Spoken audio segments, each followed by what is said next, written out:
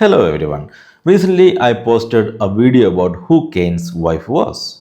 And in the comments, some of you pointed out an interesting question. Aren't the first few chapters of Genesis just myths? Do they even have a historical basis? Now, this is what we call a false dilemma. People often fall into this trap where they think the Bible must be either a strict scientific history book or just a total fairy tale. But that's a flawed approach.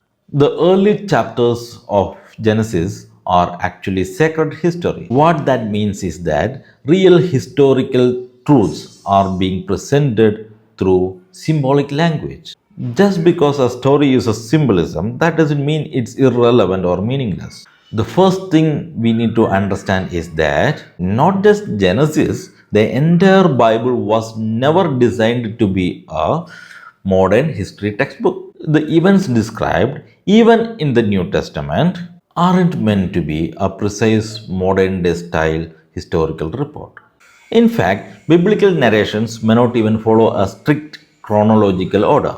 But don't get me wrong, that doesn't mean the Bible lacks history. What we are actually seeing here are theological interpretations of historical facts. The Bible's main mission is to reveal God's salvation plan and his relationship with humanity.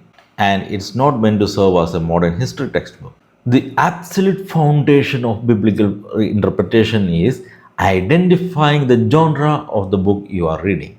We have to stop seeing Bible as one single book. Instead, we have to look at it as a library. Within this library, you have poetry, you have dramas, historical accounts, biographical accounts, and even apocalyptic writings. It's a collection of many different genres. Because of this, the only way to truly understand what exactly the author is trying to tell us is to read and interpret each book according to its specific genre. And this is the key to correct interpretation. Think about it. If a guy tells his partner, "You are the apple of my eye, you are my heart," common sense tells us that he isn't talking about biology. If you analyze that biologically, you have completely missed the point. It's exactly the same with the Bible. If you ignore the language, the style, the genre, you miss the point. Next, we need to understand that the church gives us a significant amount of interpretive freedom.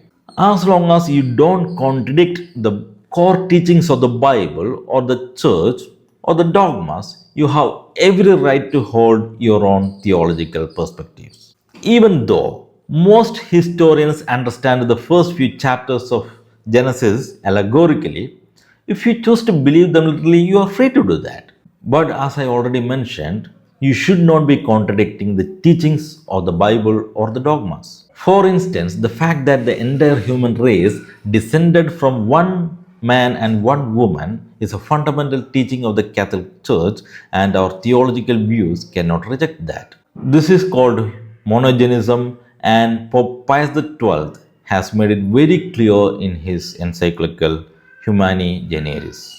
And this is where exactly we circle back to the question about Cain's wife. And this is exactly where we circle back to the question about Cain's wife. We can just wash our hands of the problem by just saying, "Oh, this is just an allegory." If we believe that humanity started with one man and one woman, then marriage between siblings was a biological necessity. Historically speaking, we know that in the earliest stages of human history, these kinds of marriages were a reality. Now, if you're really interested in diving deeper into the book of Genesis, then there is an excellent video series called Understanding Genesis by Bishop Robert Barron. I highly recommend checking it out.